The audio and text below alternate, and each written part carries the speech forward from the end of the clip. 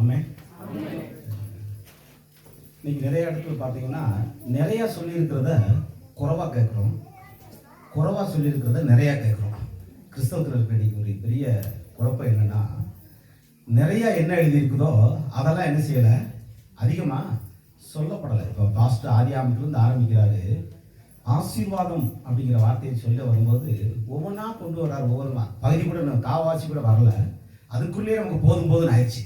நாங்கள் நம்புகிறோம் ஆசீர்வாதத்தை, உண்மையிலே கர்த்தர் எங்களை பழகி பெருகணும்னு சொல்லியிருக்கிறாரு, நம்புகிறோங்கிற அளவுக்கு 2-3 ஆகமத்திலே முடிஞ்சு போச்சு. இன்னும் போக போனால் இன்னும் போயிட்டே இருக்கலாம், கடைசி வரைக்கும் போயிட்டே இருக்கலாம். பாருங்க, இந்த ஆசீர்வாதம் அப்படிங்கிறது அதிகமாக கேட்காதனால அதை ஏதோ கிறிஸ்தவத்தில் ஒரு தவறான வார்த்தை மாதிரி இன்னைக்கு சொல்லி வச்சுட்டாங்க. ஆசீர்வாதங்கிறது வந்து ஏதோ ஒரு கெட்ட வார்த்தை மாதிரியே இன்னைக்கு கிறிஸ்தவ வட்டாரங்களில்.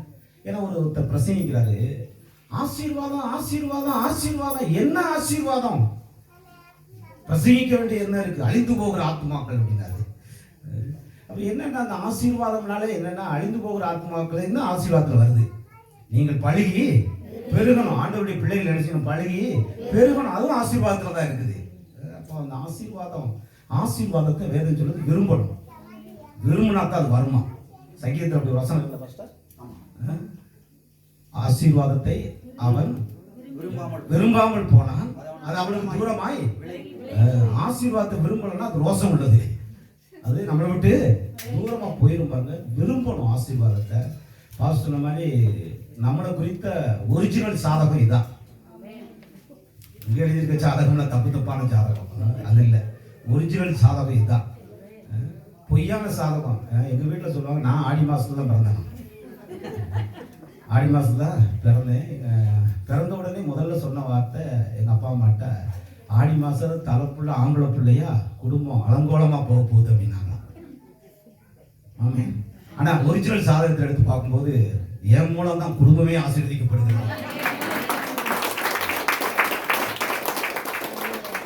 சரி, நான் தான் அப்படின்னா எனக்கு உடன் ஊழியராக இருக்கிறவர் கண்ணன், அவரும் ஆடி மாதம் தான். சரி, அவர் தான் ஆடி மாசம்னா அவருக்கு 2 ஆண் பிள்ளைகள், அதுவும் ஆடி மாசம் தான், குடும்பமே ஆடி குடும்பம்.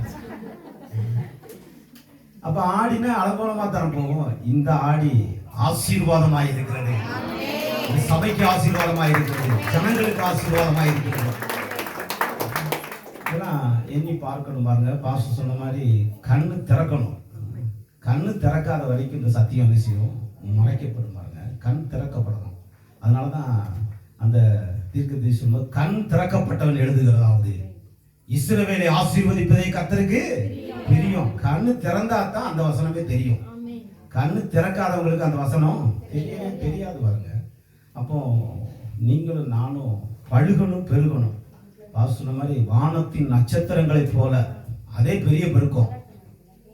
அதை விட இப்பொழுது இருக்கிறத விட 1000 மடங்கு சொல்றாங்க. விஞ்ஞானிகள்லாம் சொல்றாங்க, வானத்து நட்சத்திரங்களை கவுண்ட் பண்ணவே முடியலையாம், எண்ணிக்கையில எண்ணவே முடியலையாம். நட்சத்திரங்களை ஒன்று கண்டுபிடிச்சிக்கிட்டே இருக்கிறாங்க.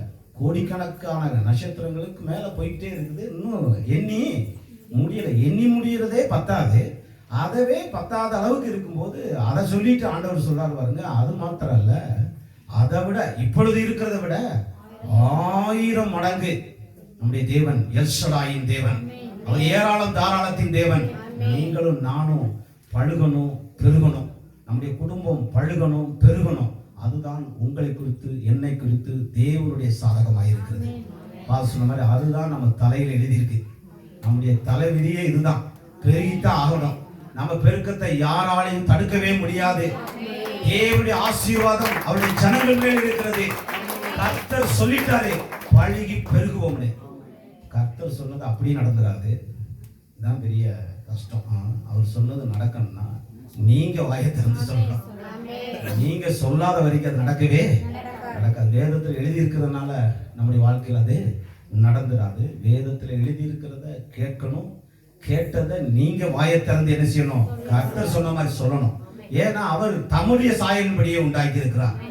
அவர் எப்படி பேசி பேசி பேசி உண்டாக்கினாரோ அப்படியே நீங்களும் பேசி பேசி பேசி உண்டாக்க வேண்டும். பெருக்கத்தை பேசி பேசி கட்டளையிட வேண்டும். பெருக்கத்தை ஒவ்வொரு நாளும் வாயை திறந்து சொல்லணும் பாருங்க. காண்கிறது அல்ல, காணப்படாதவைகள் அதுதான் நித்தியமானவைகள். காண்கிறத விசுவாசிக்க வேண்டிய அவசியம் இல்லை. காண்றது எப்படி இருக்கட்டும், காணப்படாத ஒன்று இருக்கிறது. அது உங்க மேல இருக்கிற ஒரு ஆசீர்வாதம். அதை காணும்படியாக உங்க வாயின் வார்த்தைகளால் கொண்டு வந்து என்ன செய்யணும், அப்படிப்பட்ட ஒரு உலகத்தை நீங்க சிருஷ்டிக்கணும் பாருங்க. நல்ல ஒரு சத்தியத்தை கேட்டோம். பாஸ்டர் அப்படி கண்டினியூ பண்ணுவார்னு நினைச்சேன். பாஸ்டர் என்கிட்ட கொடுத்துட்டாரு. தொடர்ந்து நம்மளும் அடுத்த பகுதிக்கு போகலாம். நம்ம நேற்றைய தினத்திலிருந்து இயேசுவின் நாமத்தை குறித்து பார்க்கிறோம். இயேசுவின் நாமம் எது தெரியுதோ இல்லை, இது ஒன்று தெரிஞ்சா போதும். பாஸ்டர் சொன்ன மாதிரி ஜெபிக்க தெரியல, அவங்களுக்கு என்ன தெரிஞ்சா இயேசுவின் நாமம் மட்டும்தான் தெரிஞ்சான். இயேசுவின் நாமம்னே சொல்லிக்கிட்டு இருந்தாலும் வியாதி சுகமாகிவிட்டது. ஏன்னா இந்த நாமம் ஒப்பற்ற நாமம். இந்த நாமத்துக்குள்ள எல்லாமே இருக்கிறது. இந்த நாமம் அற்புதமான நாமம். இந்த நாமத்தை பயன்படுத்தக்கூடிய அதிகாரத்தை கர்த்தர் உங்களுக்கும் எனக்கும் நமக்கும் தந்திருக்கிறார். ஆகவே இதை வச்சுட்டு என்ன சொல்ற வேடிக்கை பார்க்க கூடாது பாருங்க. இந்த நாமத்தை குறித்து இன்னும் கூட கொஞ்சம் பார்க்க போறோம். கடந்த நாள்ல பார்த்தோம். இந்த நாமத்திற்கு முன்னாடி எல்லா நாமங்களும் என்ன செய்யணும், முழங்கால் படியிடணும். அது தேவனுடைய திட்டம். அப்படித்தான் உயர்த்திட்டாரு அவர். இயேசுவை உயர்த்தி அடுத்து அவரோடு கூட இயேசு என்கிற நாமத்தையும் உயர்த்திட்டு சொல்றாரு, வானோர் பூதலத்தோர் பூமியின் மேல உள்ளவங்களா இருந்தாலும் சரி, கீழே பூமியிலே இருந்தாலும் சரி, பூமிக்கு கீழே எல்லா இடத்தில் உள்ள எல்லா நாமங்களும் இயேசுவின் நாமத்தை சொல்லும் போது அது முடங்கியே ஆக வேண்டும், அது மண்டியிட்டே ஆக வேண்டும். அந்த நாமத்தை நீங்க வாயை திறந்து சொன்னீங்கன்னா எல்லா நாமங்களும் உங்களுக்கு முன்பாக முழங்கால் படியிடும். அது வாய் இருந்தா சொல்லும், நாங்கள் அல்ல, இயேசுவே ஆண்டவர், நாங்க ஒண்ணுமே இல்லை. எந்த நாமமா இருந்தாலும் சரி, வியாதியா இருந்தாலும் சரி, பிரச்சனையா இருந்தாலும் சரி, எதுவா இருந்தாலும் சரி, எல்லாவற்றையும் மேற்கொள்ளுகிற நாமம் இயேசுவின் நாமமா இருக்கிறது. அந்த நாமத்தை என்ன செய்யணும், வாயை திறந்து சொல்லணும். அதுக்காகத்தான் அந்த நாமம் கொடுக்கப்பட்டிருக்காங்க. இந்த நாமத்தை ஏதோ தெரிஞ்சு வச்சுட்டு போறதுக்கு இல்லை. அந்த நாமத்தை ஒவ்வொரு நாள் நீங்க என்ன செய்யணும், வாயை திறந்து சொல்லணும், உங்களுடைய வாழ்க்கையில சொல்லணும் பாருங்க. காலை தினத்துல பார்த்தோம், அதிகாலையில் ஜெபத்துல பார்க்கும்போது ஜெபத்தை குறித்து இயேசு கற்றுக் கொடுக்குற ஜெபத்தை போய் பார்த்தீங்கன்னா, யோவான்ல சுவிசேஷத்துல பார்த்தீங்கன்னா 14 இருந்து 14, 15, 16, 17 அதிகாரங்கள்லாம் பார்த்தீங்கன்னா அந்த 15 இருந்தெல்லாம் இயேசுவின் ஜெபம் அப்படின்னே தலைப்பு போட்டிருக்கும். அந்த சில பைபிள் இங்கிலீஷ் பைபிள்லாம் ப்ரேயர்னே போட்டிருக்கும் பாருங்க. அதில் பார்த்தீங்கன்னா ஜெப மாடலை இயேசு கற்றுக் கொடுக்குறாரு. எப்படி ஜெபிக்கணும் அப்படின்னா அங்கே போய் பார்க்கணும். கண்டாலும் சொல்றது என்ன செய்யக்கூடாது, நம்ம கூடாது பாருங்க. வேதம் நமக்கு என்ன சொல்லுதோ அதை என்ன செய்யணும், நம்பணும். சிலதெல்லாம் பார்த்தீங்கன்னா தப்பா என்ன செய்யணும், அறிந்தே வைத்திருக்கோம். எழுதப்பட்ட நோக்கம் வேற, பழக்கத்தில் இருக்கிற நோக்கம் வேற பாருங்க. அதை நான் சொல்லி இந்த உலகத்தில் பழமொழியே இந்த சபையில் சொல்லியிருக்கிறேன். பழமொழி, கப்பலே கவுந்தாலும் கன்னத்துல நினைச்சுக்கூடாது, கன்னத்துல கை வச்சு அடிச்சு விட்டுருவாங்க. கன்னத்துல கையாடா, கப்பலே கவுந்தாலும் கன்னத்துல நினைச்சக்கூடாது, கை வைக்க கூடாது அப்படின்னு சொல்லி. அதனுடைய உண்மையான அர்த்தம் என்ன அப்படின்னா, கப்பலே கவுந்தாலும், கன்னம்னா என்னன்னா திருடு. கப்பலே கவுந்து அவ்வளவு பெரிய நஷ்டம் வந்தாலும் நீ நினைச்சக்கூடாது, திருட கூடாது. அதான் உண்மையான அர்த்தம். ஆனா சமுதாயத்தில் எப்படி எழுதிச்சுன்னா கன்னத்துல கை வைக்க கூடாது. எவ்வளவு நல்ல பழமொழியை கொண்டு போய் எங்க ஆக்கி விட்டு அது உலகம் முழுவதும் என்ன செய்து இப்போ ஒரிஜினலே மறைஞ்சு போச்சு பாருங்க. நிறைய பழமொழிகள் மூலத்தான் இன்னைக்கு பழமொழிகள். வக்கத்தவனுக்கு வாத்தியார் வேலை, போக்கத்தவனுக்கு கேவலம் ஆக்கி விட்டாங்க அந்த வேலையவே. வக்கத்தவனுக்கு வாத்தியார் வேலையா, போக்கிரிகளுக்கெல்லாம் போலீஸ் வேலையா அப்படின்ட்டாங்க. அதெல்லாம் இல்லை. உண்மையானது என்னன்னா வக்கத்தவன் இல்லை, வாக்கை கற்றவன், அவனுக்கு தான் வாத்தியார் வேலை. அதுக்கடுத்து போக்கு, அந்த தந்திரங்களை எல்லாம் கண்டுபிடிக்கிறவனுக்கு தான் போலீஸ் வேலை. இதெல்லாம் பார்த்தீங்கன்னா நடைமுறையிலேயே அது என்ன ஆகி போச்சு, அதனுடைய உண்மைத்தன்மை அழிஞ்சு போச்சுவார். அதே மாதிரி கிறிஸ்தவத்திலையும் வசனங்கள் எல்லாம் ஏதோ நம்ம அறிவுக்கு என்ன செய்யறது, அதை வியாக்கியானம் பண்றது, நமக்கு தெரிஞ்ச அளவுக்கு, எனக்கு எது தெரியுதோ அதுதான் சத்தியம் அப்படிங்கிற அளவுக்கு கிறிஸ்தவம் போய்கிட்டு இருக்கு. அப்படி இல்லை பாருங்க. உண்மையான சத்தியம் என்னங்கிறது என்ன செய்யணும், கண்டுபிடிக்கணும். உண்மையான ஜெபம் என்ன, இயேசு அவருக்கு விட பெரிய ஆள் கிடையாது. நமக்கு மாதிரி எந்த பிரசங்கியாரும் கிடையாது, எந்த மனுஷனும் கிடையாது. நமக்கு ஒரே மாதிரி இயேசு தான். அவர் தான் நம்முடைய மாடல், அவர் தான் நம்முடைய ஹீரோ. அவரைத்தான் நம்ம என்ன செய்யணும், ஃபாலோ பண்ணணும் பாருங்க. அவர்கிட்ட போய் கேட்டீங்கன்னா ஜெபம்னா எப்படி, ஜெபம் எப்படி பண்றதுன்னு கேட்டீங்கன்னா அவர் சொல்லித்தர மாடல் வேற. இன்னைக்கு உலகத்துல போய் ஜெபம் பண்றது எப்படின்னா அவங்க கற்றுக் கொடுக்குறது, முதல்ல என்ன செய்யணும், நெடுமுழங்கால் போடணும். ரெண்டாவது என்ன செய்யணும், கண்ணை மூடணும். மூணாவது என்ன செய்யணும், அழுது புலம்பி ஜெபிக்கணும். நாலாவது அதுலேயும் கேட்கலன்னா உபவாசம் இருந்து என்ன செய்யணும், ஜெபிக்கணும். இதுதான் ஜெபத்தை குறித்த நாம கற்று வச்சிருக்கிற சம்பவங்கள். ஆனா இயேசுடைய ஜெபத்துல போய் பார்த்தா இந்த நாலுமே மிஸ்ஸிங். கவனிக்கிறீங்களா? பைபிள் இருந்து சொல்றேன் நான். பைபிள்ல இது நாலுமே, அதுக்காக அது இல்ல வேண்டாம் நான் சொல்ல வரல. அதை விட பெருசு இயேசுவின் நாமமாய் இருக்கிறது. அதை விட முக்கியமானது இயேசுவின் நாமம் தான். ஜெபத்துல ரொம்ப முக்கியமானது என்னன்னா கண்ணை மூடுறதுல மூடணும், நல்லது. பாஸ்டர் சொன்ன மாதிரி அங்கிட்ட இங்கிட்ட என்ன செய்யலாம், வேடிக்கை பார்க்காம நம்முடைய மனது இயேசுக்கு நேரம் திருப்பலாம், நல்லது. அதே மாதிரி ஒன்றும் உபவாசம் இருக்கலாம், நல்லது பாருங்க. உபவாசம் கெட்டதுன்னு சொல்லலை. ஆனால் உபவாசம் இருந்து தான் கர்த்தரை மடக்கணும்லாம் என்ன செய்யல வேதத்தில் இல்லை. அவர் சொல்றாரு, அவர் நம்முடைய பரலோக தகப்பன், கேளுங்கள் அப்பொழுது உங்களுக்கு கேட்டா தரம்ட்டாரு. அவர்கிட்ட போயிட்டு எதுக்கு கஞ்சி குடிக்காம கிடக்கணும், எதுக்கு சாப்பிடாம உண்ணாவிரதம் இருக்கணும்? அவர் சொல்றாரு கேளு தரம்காரு. பாஸ்டர்கிட்ட போய் நான் உனக்கு கேட்டா நான் தரம்காரு. நான் எதுக்கு அவர்கிட்ட போய் சாப்பிடாம கிடக்கணும்? அதுக்காக உபவாசம் வேண்டாம், உபவாசம் தப்புலாம் சொல்ல. உபவாசம் நல்லது. சில நேரங்களில் உபவாசம் இருக்கிறது நல்லது. சரீரத்தை ஒடுக்கி ரொம்ப நேரம் வேதத்தை அறியலாம், வாசிக்கலாம், தியானிக்கலாம், ஆண்டவரோடு கூட அதிக நேரம் செலவு பண்ணலாம். அது நல்லது தான் பாருங்க. சில நேரம் பாஸ்டர் மாதிரி சாப்பிட்டா தூக்கம் தான் வருது. அதான் பாஸ்டர் கேட்டேன், இந்த அப்போ எத்தனை ஆர்டர் கொடுக்கணும் அப்படின்னு. எப்படி இருக்குன்னாரு, ஒரு மாதிரி ரெண்டெல்லாம் சாப்பிடலாம், நல்லா சாப்பிடலாம் 3 அப்பம் அப்படின்னு. சாப்பாடை நல்லா போட்டுருவோம், மத்தியான சாப்பாடை, இந்த அப்பத்தை ஒன்று குறைச்சிருங்க அப்படின்னாரு. ஏன் பாஸ்டர் அப்படின்னு. அசந்து தூங்கிட்டாங்கன்னா, நல்லா சாப்பிட்டாங்கன்னா தூங்கிடுவாங்க அப்படின்னாரு. அது நல்லதுதான் பாஸ்டர் மெத்தேடு. மத்தியான சாப்பாடை நல்லா கொடுங்க அப்படின்ட்டாரு. நல்லா ஆர்டர் பண்ணுங்க, நல்ல வகையான கூட்டு, நல்ல என்னென்ன நல்ல ஃபேமஸாக செய்யணும் அதெல்லாம் வச்சு நல்ல சாப்பாடு கொடுங்க. தூங்கிட்டு வண்டியில் தூங்கிட்டு போட்டோம், பிரச்சனை இல்லை அப்படின்னாரு.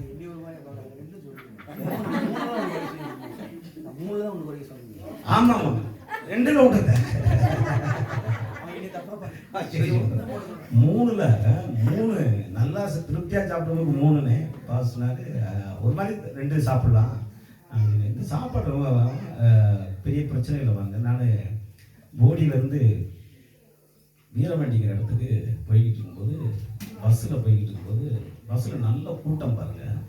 ஒரு கண்டக்டரு, அவர் பார்த்தீங்கன்னா நல்ல வண்ணமானவர், பகுல் ரொம்ப நீளமாக இருக்கு. கூட்டம் பார்த்தீங்கன்னா வீரவண்டி சீசன் பாருங்க. அந்த கடைசியில் இந்த கடைசி முடியல அவரால் நீந்தி. இதுல வேற இவர் பெரிய உருவம் வேற. இவர் வந்துட்டாரு, இவர் வகுறு 3வது சீட்ல இருக்கு. உருவித்தான் எடுத்தாரு. கண்டக்டர் சொன்னேன், டிக்கெட் போட்டு வந்தாரு ஐயா சார் அப்படின்னு. உங்க ஸ்டாப் பண்ணி சொல்லிடுறேன், இறக்கிறேன். இல்லை அது இல்லை சார், பிஸியெல்லாம் மாறிச்சா முடிஞ்சா அவனை முடிச்சுன்னாரு. பைய காதுக்குள்ள போய் சார் வகுற கொஞ்சம் குறைக்கலாம்ல அப்படின்னு. என்ன செய்யுங்க, நானும் என்னென்னமோ செஞ்சு பார்த்துட்டேன் அப்படின்னாரு. சார் நல்லா கொஞ்சம் தூரம் நடங்க, வேலையெல்லாம் முடிச்சிட்டிங்கன்னா ஒரு 2-3 கிலோமீட்டரு நடங்க, குறைக்கலாம். நடந்து பார்த்தனே, அதுவும் குறையலையே. அப்போ நான் என்ன சரி சாப்பாடு ஸ்டைலை மாற்றுங்க அப்படின்னு. என்ன செய்யணும், சாயந்தரம் காலையிலும் 2 சப்பாத்தி சாப்பிடுங்க, மத்தியானம் மட்டும் கொஞ்சம் ரைஸ் சாப்பிடுங்க அப்படின்னு. நீங்கள் சொன்னது மாதிரியே செஞ்சோம்ல, சாயந்தரம் 2 சப்பாத்தி சாப்பிட்டோம்ல, தூக்கம் வர மாட்டேங்குதுங்க. மச்சியவே எவ்வளோ நேரம் பார்க்குறது, பிறகு உட்காந்து 3 ரவுண்டு சோறை பிடிச்சாதாங்க நமக்கு தூக்கம் வருது. அப்போ அவருக்கு தெரியுது பாருங்க, வெறும் வகையில் தூக்கம் வராது. இப்போ பாஸ்டர் அதை கண்டுபிடிச்சிருக்காரு கண்டிப்பா. அதனால உபவாசம் ஒரு வழிக்கு என்ன செய்யுது, நல்லது பாருங்க. வகுரையும் குறைக்கலாம், கொஞ்சம் தூக்கத்தையும் குறைக்கலாம் பாருங்க. அப்போ தேவனுடைய வார்த்தைக்கு நேரம் உட்காரலாம். அதுதான், அப்படித்தான் பெரிய உபவாசங்கிறது வந்து ஆண்டவர் சொல்ல, உள்ள வாய்க்குள்ள போறது வெளியே வர்றதெல்லாம் பெரிய மேட்ரு இல்லை. கிறிஸ்தவத்தில் அதெல்லாம் ஒரு பெரிய மேட்ரே கிடையாது. அதுதான் நம்ம தான் பெருசாக்கி வச்சிட்டோம். முழங்கால பிடிச்சி, முழங்கால் என்னவா முழங்கால் அப்படின்னு. முழங்கால்னா பெருசாலாம் வேதத்தில் இல்லை. வேதத்தை நல்லா வாசிக்கிற போது அதுல வந்த ரகசியம் வேற. அது சொல்றாரு, எல்லாவற்றையும் விட இயேசுவின் நாமமே பெரியதாய் இருக்கிறது. எல்லாத்தையும் விட இயேசுவின் நாமம் முக்கியமா இருக்குது. என் நாமத்தினாலே எதை கேட்டாலும் உங்களுக்கு தருவேன் என்று சொல்லுவாங்க. அப்ப இந்த நாமம், இயேசுவின் நாமம் ரொம்ப முக்கியமானது. ஆதி திருச்சபைகள்லாம் பார்த்தீங்கன்னா இந்த இயேசுவின் நாமத்தை நல்லா அறிஞ்சு வச்சிருந்தாங்க. பழைய ஏற்பாடுலையும் பார்த்தீங்கன்னா ஆதி பக்தர்கள்லாம் நல்லா அறிஞ்சு வச்சிருந்தாங்க. அந்த நாமம் அந்த நாமம் எங்கே ரகசியம் இருக்குங்கிறத கண்டுபிடிச்சிருந்தாங்க. தாவீது, மோசே, பழைய பக்தர்லாம் பார்த்தீங்கன்னா அந்த நாமத்தில் இருக்கிற மரியாதையை கண்டுபிடிச்சிருந்தாங்க. அதனால அவருக்கு கோலியாத்திட்ட போகும்போது கூட தாவீது சொல்லிட்டு போறாரு, நீ பட்டயத்தோடும் ஈட்டியோடும் கேடகத்தோடு வருகிறாய், நான் அதில் வரல, நான் வேற ஸ்டைலில் வர்றேன். நான் எப்படி வரணும்னா பட்டயத்தோடு ஈட்டியோடு இல்லை, நீ நிந்தித்த சேனைகளுடைய கர்த்தருடைய நாமத்தினாலே வருகிறேன். வேதம் சொல்லுகிறது கோலியாத்தை என்ன செஞ்சாங்க, வீழ்த்தினார். அந்த நாமம் பார்த்தீங்கன்னா ரொம்ப முக்கியமானது. அதே போல மோசையோட வாழ்க்கையில் இயேசு ஆண்டவர் கற்றுக் கொடுக்குறாரு, கர்த்தர் கற்றுக் கொடுக்குறாரு. பேருன்னா நாமத்தை அடையாளம் சொல்றாரு. உடனே சொல்றாரு, இந்த கோலை கொண்டு போ, இதுதான் நான் உன் கூட இருக்கிறதுக்கு அடையாளம். கோலு தான் நாமம். பாருங்க, கோலை போட்டால் சர்ப்பமாக மாறிடுச்சு. பாருங்க, இன்றைக்கும் பிதாவாகிய தேவன் இயேசுவாகிய தேவனை கீழே போட்டாரு, அவர் சர்ப்பமாய் மாறினார். உங்களுக்காக எனக்காக அவர் சர்ப்பமானார். பாருங்க, அந்த இயேசுங்கிற நாமத்தை தான் அப்படி நிலநாட்டமா சொல்லி இருக்குது. மோசேக்கு தெரிஞ்சு போச்சு, இந்த கோல் தான், இந்த கோல்ல தான் எல்லாமே இருக்குது. இந்த கோல் கர்த்தருடைய நாமம். அதை வச்சுட்டு தான் பாருங்க எகிப்தவே அசைச்சான், பார்வோனை கரிகலங்க வைத்தான். செங்கடல் முன்னாடி பின்னாடி சேனை. என்ன செய்யுது? ஆண்டவர்கிட்ட முறையிடுறேன். என்கிட்ட முறையிடுறது என்ன? உன் கையில என்ன இருக்கு? நீட்டு கோலை நீட்டு, நான் கடல் ரெண்டாய் பிளக்கிறது. நம்மளும் பாருங்க, நீ ஆண்டவர்கிட்ட போய் ஆண்டவரே ஆண்டவரேன்னு கெஞ்சிட்டு தெரியக்கூடாது. ஆண்டவர் சொல்றாரு, எதுக்குப்பா என்னையே சரிய மாட்ட? என்னுடைய நாமம் உனக்கு கொடுக்கப்பட்டிருக்கிறது. நான் இருந்தா என்ன செய்வேனோ அதை என்னுடைய நாமம் செய்யும். வாயை திறந்து சொல்லு அப்படிங்கிறாரு. நாம சொல்லணும் பாருங்க. நாம வாயை திறந்து இயேசுவின் நாமத்தை சொல்லும் போது அவர் என்ன செய்வாரோ அதை அவருடைய நாமம் செய்யும். எத்தனை விசுவாசிக்கிறீங்க? இதெல்லாம் டெய்லி அறிக்கை செய்யணும் பாருங்க. ஆதி முற்பிதாக்கள் எல்லாம் இதை செஞ்சாங்க. ஒரு சம்பவத்தை நம்ம பார்க்க போறோம். இந்த இயேசுவின் நாமத்தை குறித்த அதிகமா நீங்க பாத்தீங்கன்னா ஆதி திருச்சபைகள்லாம், அப்போஸ்தலர் நடவடிக்கைகள்லாம் நீங்க முழுவதும் வீட்டில் போய் வாசித்து பாருங்க. அந்த இயேசுவின் நாமம், இயேசுவின் நாமம் எப்படிப்பட்டதுங்கிறத அந்த புஸ்தகம் முழுவதும் பரவலா இருக்கும் பாருங்க.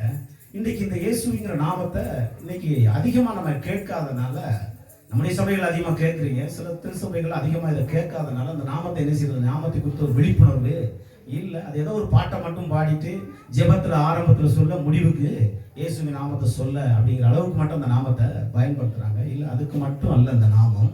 இந்த நாமம் தான் நமக்கு எல்லாமே. இந்த நாமம் தான் நமக்கு கொடுக்கப்பட்ட ஒரு மாபெரும் ஆயுதம்.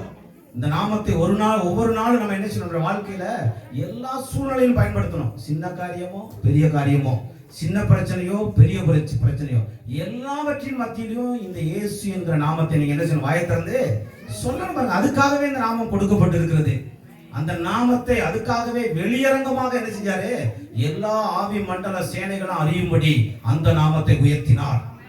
வானோர் பூதலத்தோர் பூமியின் கீழான யாவருடைய முழங்கால்களும் முடங்கும்படிக்கு, எல்லா நாவுகளும் இயேசுவின் நாமத்தை அறிக்கை செய்யும்படிக்கு அவ்வளவாக அவர் உயர்த்தி இருக்கிறார். அவர் உயர்த்தினதுனால தெரியாத தீய சக்திகளே கிடையாது. எல்லா பிசாசுக்கும் இந்த இயேசுவின் நாமம் தெரியும். எல்லா மந்திரவாதிகளுக்கும் இந்த இயேசுவின் நாமம் தெரியும். அதனுடைய வல்லமையும் தெரியும். கிறிஸ்தவர்கள் தவிர இது எல்லாருக்கும் என்ன செய்யும், இந்த நாமம் தெரியும் பாருங்க. பிசாசுக்கு இன்னைக்கு தெரியும் பாருங்க, இயேசுனுடைய நாமம்னா என்ன, இயேசுனா யாருங்கிறது பிசாசு தெரிஞ்சு வச்சிருக்கிறான். ஆனா தெரிய வேண்டிய நாமம் என்ன செய்யல, அதிகமா தெரியல பாருங்க. அதனால இந்த நாமத்தை குறித்து ஒரு சம்பவத்துக்கு நம்ம போக போறோம். அப்போஸ்தலர் நடவடிக்கை புத்தகம் 3ஆம் அதிகாரம், அப்போஸ்தலர் நடவடிக்கையில் அதில் ஒரு சம்பவத்தை நம்ம பார்த்தோம்னா அந்த இயேசுவின் நாமத்தை குறித்து நல்லா பார்க்கலாம். அப்போஸ்தலர் நடவடிக்கைகள் 3ஆவது அதிகாரம். உங்க எல்லாருக்கும் தெரிஞ்ச சம்பவம் தான் பாருங்க. தெரிஞ்ச சம்பவம் தான் நம்ம பார்க்க போறோம். இந்த 3ஆம் அதிகாரத்தில் ஆதி திருச்சபையில இயேசு கிறிஸ்து உயிர்த்தெழுந்த பிறகு, சபை ஆரம்பித்த பிறகு திருச்சபையில நடந்த முதலாவது அற்புதம் தான் இந்த 3ஆம் அதிகாரத்தில் இருக்கிற சம்பவம். அந்த சம்பவத்தை பார்த்தீங்கன்னா பேதுருவும் யோவானும் எங்க போறாங்க, தேவாலயத்துக்கு போற சம்பவம். அந்த வாசிப்போம். 9ஆம் மணி நேரத்தில் பேதுருவும் யோவானும் தேவாலயத்துக்கு போனார்கள். வந்தார்கள்.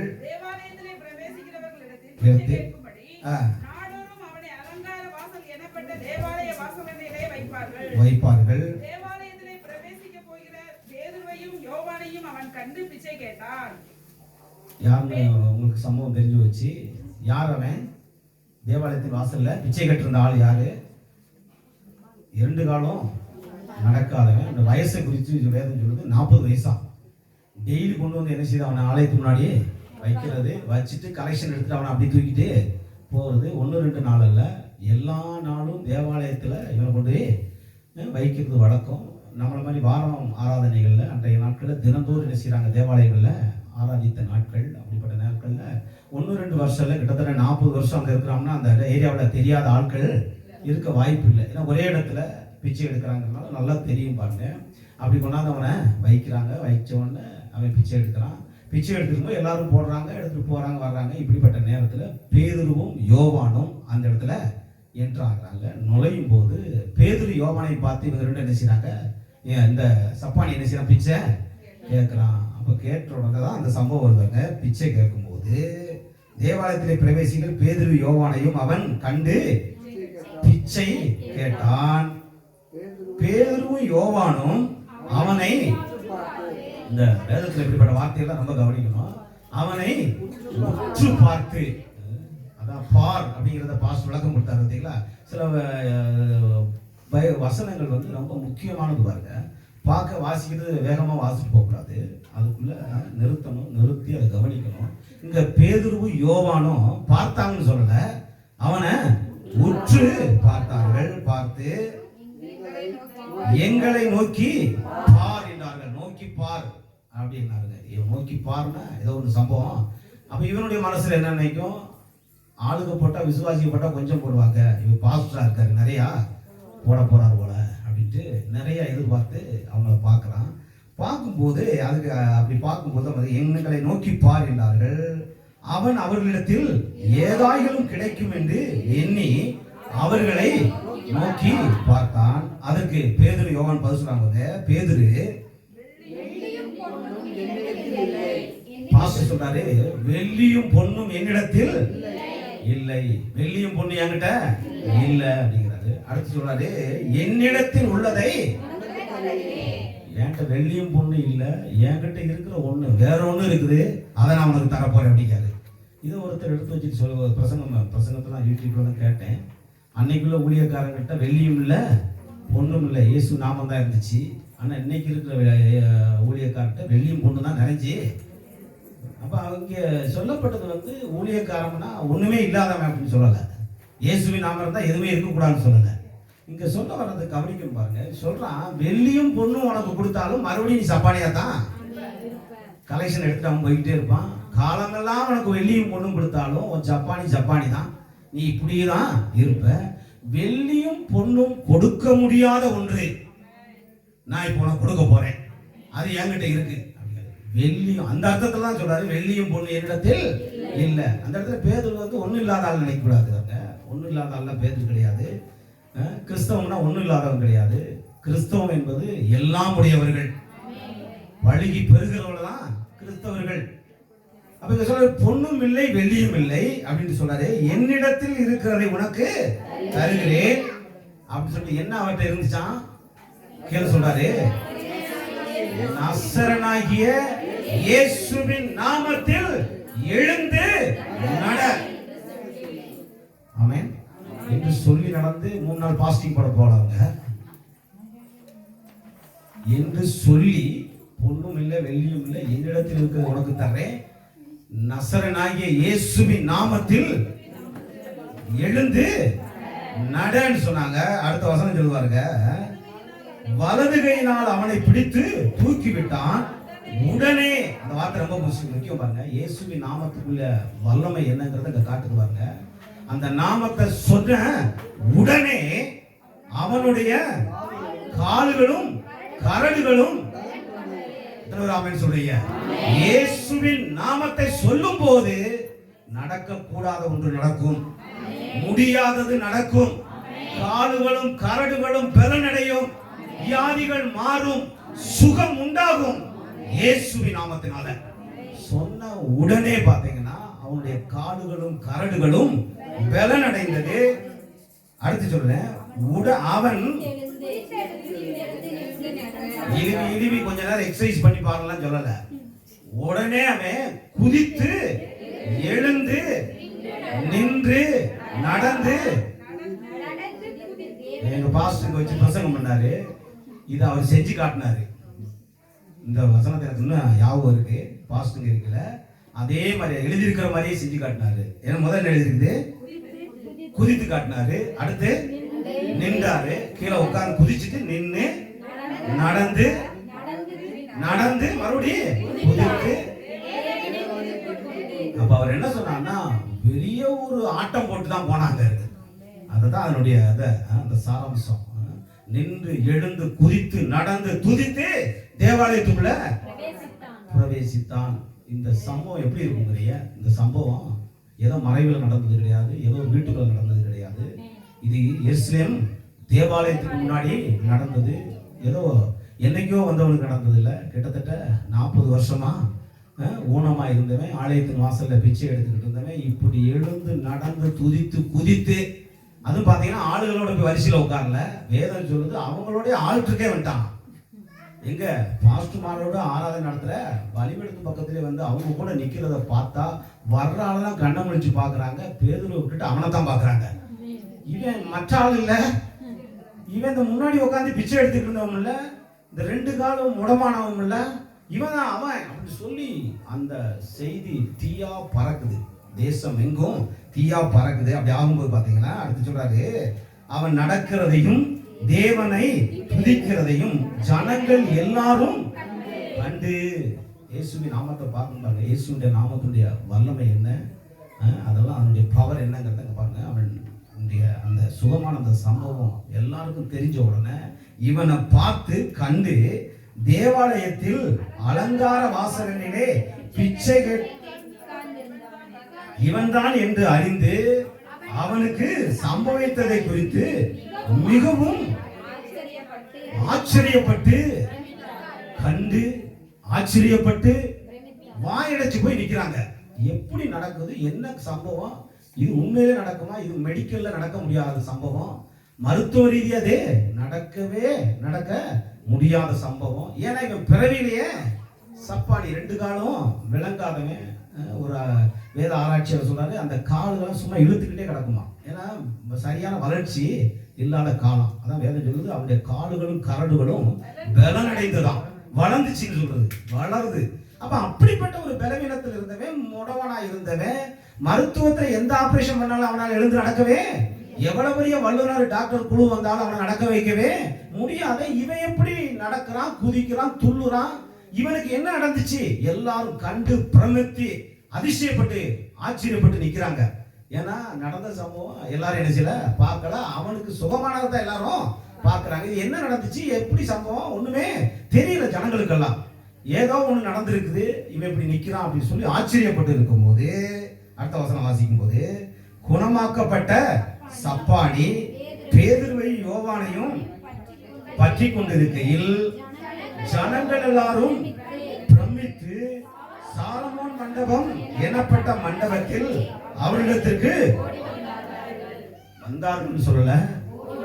ஏன்னா இது பெரிய சம்பவம், இது சாதாரண சம்பவம் இல்ல. இது தெரியணும், இது என்ன சம்பவம், இதுவரைக்கும் நடக்கக்கூடாத சம்பவம், சரித்திர சம்பவம். இது எப்படி நடந்துச்சு, இவன் எப்படி நடந்தான், இவனுக்கு எப்படி சுகம் வந்துச்சு, இது நடக்கக்கூடாத சம்பவமே.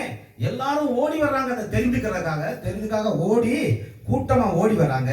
இவங்க வர்ற ஸ்பீடை பார்த்த உடனே, இவங்களுடைய பிரமிப்பு அதிர்ச்சி இதெல்லாம் பார்த்த உடனே பேதுரு சொல்றாரு பாருங்க, பேதுரு அதை கண்டு ஜனங்களை நோக்கி, இஸ்ரவேலரே இதை குறித்து நீங்கள் ஆச்சரியப்படுகிறது என்ன?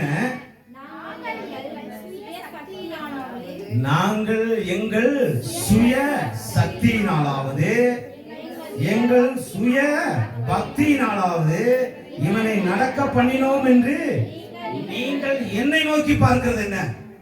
சொல்றாங்க எல்லாம் ஒரு பெரிய வரம் பெற்ற தாசரியா இவர் தான். இன்னைக்கு இப்படி நடந்துச்சு வைங்க.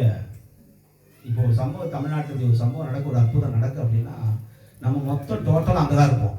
இவர் தான் வரம் பெற்ற ஆளு. அவரும் என்ன செய்வார், உடனே டிவில லைவ்ல போடுவாரு. அவருடைய புகழை என்ன செய்வாங்க காட்டுவார். அவங்ககிட்டயும் சொல்லி கொடுப்பாங்க, இந்த இடத்துக்குள்ள இந்த ஸ்தலத்துல உள்ள வரும்போது ஐயா கை வைக்கும் போதுமாங்க. இங்க பேதுரு அந்த டைலாக்லாம் சொல்லல, எப்பா இது பெரிய அதிசயம்லாம் கிடையாது, இது என்னுடைய சுய சக்தியும் கிடையாது, என்னுடைய பக்தியும் கிடையாது, ஏன் சக்தியும் கிடையாது, நல்ல வார்த்தை வாங்க, சக்தியும் கிடையாது பக்தியும் கிடையாது, இது என்னுடைய திறமையே கிடையாது, என்னுடைய சக்தியோ என்னுடைய பக்தியோ இல்ல. நீங்க என்னை நோக்கி பாக்குறத பார்த்தா ஏதோ நான் தான் இவனுக்கு சுகத்தை கொடுத்தது மாதிரியும் நான் தான் இவனை நடக்க வச்சது மாதிரி என்னை நீங்க பாக்குறீங்களே. இவனை நடக்க வச்சது நான் இல்லப்பா, என்னுடைய திறமை இல்ல, என்னுடைய பரிசுத்தம் இல்ல, என்னுடைய பக்தி அல்ல, என்னுடைய வரம் அல்ல, என்னுடைய தாளந்து அல்ல அப்படின்னு சொல்லிட்டு சொல்றாரு பாருங்க. 15ஆம் வசனத்தை 13ஆம் வசனத்தை கீழே கீழே வாங்களேன், அப்படி 16க்கு வாங்களேன். எங்களை நோக்கி பார்க்கிறது என்ன, இது எங்க பக்தியும் கிடையாது, என்னுடைய சக்தியும் கிடையாது 16ல சொல்றாரு. அவருடைய நாமத்தை பற்றும் அவருடைய இயேசு என்கிற நாமத்தை பற்றின விசுவாசத்தின் நிமித்தமும் அவருடைய நாமமே இவனை பலப்படுத்தினது, அவரால் உண்டாகிய விசுவாசமே உங்கள் எல்லாருக்கும் முன்பாக இவனுக்கு இந்த சர்வாங்க சுகத்தை சொல்றீங்க. ஏன் பக்தியும் கிடையாது, ஏன் சக்தியும் கிடையாது, ஏன் வரமும் கிடையாதுயா, இவனுக்கு இப்படிப்பட்ட ஒரு சுகத்தை கொடுத்ததே இயேசு என்கிற நாமம். இயேசுவின் நாமம் தான் இவனுக்கு என்ன செஞ்சிருக்கு, இப்படிப்பட்ட சுகத்தை தந்திருக்கு பாருங்க. நீங்க நல்லா கவனிச்சு பார்க்கணும் பாருங்க. அந்த பேதுரு வேற ஒன்றும் செய்யல பாருங்க, வாயை திறந்து என்ன சொல்றான், என்னிடத்தில் ஒன்றும் இல்லை வெள்ளியும் இல்லை, என்னிடத்தில் உள்ளதை உனக்கு தருகிறேன். என்கிட்ட ஒண்ணு இருக்குது, பொன்னும் வெள்ளியும் மருத்துவமும் மருந்துகளும் செய்ய முடியாததை செய்யக்கூடிய ஒரு மாபெரும் வல்லமை என்கிட்ட இருக்குது. அது என்னன்னா என் சக்தியும் கிடையாது, என் பக்தியும் கிடையாது, என்கிட்ட இருக்கிற இயேசு என்கிற நாமம். அந்த நாமமே இவனுக்கு சுகத்தை கொண்டு வந்தது, அந்த நாமமே இந்த முடவனை நடக்க வைத்தது, அந்த நாமமே இன்றைக்கு இவ்வளவு பெரிய அற்புதத்தை செய்திருக்கிறது. அந்த நாமம் பேதுருட்ட மட்டும் இல்ல, இந்த இடத்துல உட்கார்ந்து இருக்கிற நம்ம எல்லார்ட்டையும் இருக்கிறது. எல்லாருக்கும் அந்த நாமம் இருக்குது, எல்லாருக்கும் இந்த நாமம் வேலை செய்யும். நீங்க வாயை திறந்து சொன்னாலும் அந்த நாமம் இயங்கும். இந்த நாமம் தான் அந்த 70 பேர் வந்து சொல்றாங்க, ஓடி வந்து ஆண்டவரே உங்க நாமத்தை சொன்னோம் பிசாசுகள்லாம் ஓடுது அப்படின்னு. ஆண்டவர் சொல்றாரு, இல்லப்பா இது இல்லப்பா, இன்னும் நிறையா இருக்குது, இந்த நாமத்தை குறித்த வெளிப்பாட்டு வந்ததுக்காக உமக்கு நன்றின்னு சொல்லி இயேசு என்ன செய்யறார், சந்தோஷ பரவாயில்ல. இந்த நாமம் ஏதோ குறிப்பிட்ட ஆள் அற்புதங்கள் செய்யறதுக்கு இல்ல, ஒவ்வொரு பிள்ளைகளும். அதனாலதான் சொல்றாரு, மார்க் எழுதும் சொல்றாரு, விசுவாசிக்கிறவளா நடக்கிற அடையாளங்கள், விசுவாசிக்கிற ஒவ்வொருவராலும் இதை செய்ய முடியும். விசுவாசியா இருக்கிற, அது இன்னைக்கு விசுவாசியோ, நேற்று விசுவாசியோ, ஒரு வருஷம் விசுவாசியோ, இன்னும் வெளிப்படையா சொன்னப்ப நல்ல விசுவாசியோ கெட்ட விசுவாசியோ, ஆமென். கெட்ட விசுவாசியா இருந்தா இயேசு விட்டு என்ன செய்யணும், அறிக்கை செய்து ஒப்புரவு ஆயிருக்கும். அதுக்கும் ஆண்டவர் என்ன செய்யற வழி வச்சிருக்கிறாரு. சொல்ல விசுவாசிக்கிறவளா நடக்கிற அடையாளங்கள் யாவன அப்படி சொல்லிட்டு சொல்லுது, என் நாமத்தினாலே பிசாசுகளை துரத்துவார்கள். அப்ப விசுவாசி அவங்க திறமையில செய்யல, விசுவாசி அவங்களுடைய வல்லமையில செய்யல, விசுவாசிக்கிறவர்கள் எல்லாம் இயேசு என்கிற நாமத்துல தான் என்ன செய்றாங்க, இதெல்லாம் செய்யறாங்க. அப்ப இந்த இடத்துல உட்கார்ந்து இருக்கிற நீங்க ஒவ்வொருவரும் பேதுருவை போல அற்புதங்களை செய்ய முடியும். உங்க சுய பக்தி கிடையாது, உங்க சுய சக்தி கிடையாது, உங்ககிட்ட இருக்கிற இயேசு என்கிற நாமம். அந்த நாமத்தை நீங்க வாயை திறந்து சொன்னா பேதுருக்கு நடந்தது போல, பேதுரு அற்புதம் செய்த போல உங்களாலையும் செய்ய முடியும் பாருங்க. அதற்காகவே கர்த்தர் நினைச்சிருக்கார், நம்மளை உங்களை என்னையும் தெரிந்தெடுத்திருக்கிறார். ஒரு இயேசு நன்மை செய்கிறவராய் சுற்றி திரிந்தார். எல்லாம் ஊருக்கு போய் வியாதியில் அகப்பட்ட அத்தனை பேரையும் குணமாக்கினார், அத்தனை பிசாசு பிடிச்சவனும் விடுதலை ஆக்கினார். அந்த ஒரு இயேசு அப்படி செஞ்சாரு. இன்றைக்கு ஒரு இயேசு இல்ல, நம்ம எல்லாருக்குள்ளும் இயேசு இருக்கிறார். கோடிக்கணக்கான இயேசுகள் இருக்கிறோம், கோடிக்கணக்கான விசுவாசிகள் இருக்கிறோம், கோடிக்கணக்கான அற்புதங்களை செய்யும்படியான நாமம் நமக்கு இருக்கிறது. அந்த நாமம் எல்லா நாமத்திலும் மேலான நாமம், அதுதான் இயேசு என்கிற நாமமாய் இருக்கிறது. இந்த நாமத்தையும் நீங்க என்ன செய்யணும், வாயை திறந்து சொல்லணும் பாருங்க. அந்த ஆதி பக்தர்கள் முக்கியதாக கரெக்டாக கண்டுபிடிச்சினாங்க பாருங்க. அவங்களுக்கு தெரியுது. இந்த அப்போஸ்தலர் நடவடிக்கையில் பார்த்தீங்கன்னா அதிகமாக பயன்படுத்துகிற வார்த்தைகள் தேவனுடைய வார்த்தை, பரிசுத்த ஆவியானவர், மூணாவது இயேசுவினுடைய நாமம் பாருங்க. இதை குறித்த ஒரு வெளிப்பாடு ஒவ்வொருவரையும் என்ன செய்யணும், நிரப்பணும் பாருங்க. இந்த நாமம் சொல்றாரு, பேதுரு சொல்றாரு, எங்களுடைய சக்தியோ கிடையாது, என்னுடைய பக்தியோ கிடையாது. நீங்க பாக்குறத பார்த்தா நான் பெரிய சாமியார், ஏதோ வரம் பெற்ற சாமியார், நான் தான் இதெல்லாம் செஞ்ச மாதிரி நீங்க பாக்குறீங்களே. இல்லப்பா, நான் இல்லப்பா, என் திறமையே கிடையாது, நான் செய்யல. இவனுக்கு இவ்வளவு பெரிய ஒரு அற்புதத்தை செய்தது, இவனுக்கு இவ்வளவு பெரிய சுகத்தை தந்தது இயேசு என்கிற நாமமே. ஆமென். எத்தனை பேர் விசுவாசிக்கிறீங்க?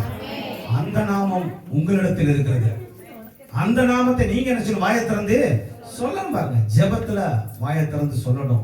சுகம் வேணுமா, தைரியமா போங்க. பலவீனப்பட்ட இடங்கள்ல வியாதிஸ்தர் மேலாம் தைரியமா கைகளை வைங்க. ஏன்னா உங்க திறமையில இது நடக்க போறது இல்ல, நீங்க அற்புதங்களை செய்ய போறது இல்ல. கையை வச்சுட்டு இயேசுவின் நாமத்துல சுகத்தை சொல்லுங்க. இயேசுவின் நாமம் சுகத்தை கொடுக்கும். அந்த நாமத்துக்குள்ள அந்த சுகமாக்குற வல்லமை இருக்கிறது.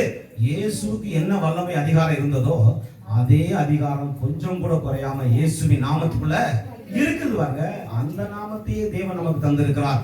அந்த நாமத்தை நமக்கு கொடுத்திருக்குது. விசுவாசிக்கிற என் நாமத்தினாலே விசுவாசி, அந்த வசனம் எப்படி 1:18 யோவான், அவருடைய நாமத்தின் மேல் விசுவாசம் உள்ளவர்களாய் அவரை ஏற்றுக்கொண்டவர்கள் எத்தனை பேர்களோ அத்தனை பேர்களும் தேவனுடைய பிள்ளைகளாய் இருக்கிறீர்கள். அத்தனை பேருக்கு இந்த அதிகாரம் இருக்கிறது. அத்தனை பேர் சொன்னாலும் இந்த நாமம் இயங்கும். 500 ரூபாய் நோட்டை யாரு கொடுத்தா கொண்டு போய் கொடுத்தாலும் நினைச்சோம் செல்லும். சின்ன பிள்ளை கொண்டு போனாலும் அது செல்லும், பெரிய ஆள் கொண்டு போனாலும் செல்லும், படிச்சவன் கொண்டு போனாலும் செல்லும், படிக்காத பாமரை கொண்டு போனாலும் செல்லும். 500 நோட்டை என்ன தெரியாத ஆள் கொண்டு போனாலும் அது செல்லும். ஏன்னா கொண்டு போற ஆளை பொறுத்தல்ல, அந்த நோட்டுக்கு தான். அதனால இயேசுவின் நாமம் யாரு சொன்னாலும் இயங்கும். நீங்க வாயை திறந்து சொன்னா இயங்கும், செய்யும், சுகமாக்கும், மரித்தவர்களை உயிரோடு எழுப்பும், பிசாசுகளை துரத்தும், குடும்பங்களை கட்டும், சத்துருக்களை விரட்டும், எல்லாவற்றையும் மேற்கொள்கிற நாமம் இயேசு என்கிற நாமமாக இருக்கிறது. தொடர்ந்து வர பகுதியில் அடுத்த பகுதியில் நம்ம பார்ப்போம்.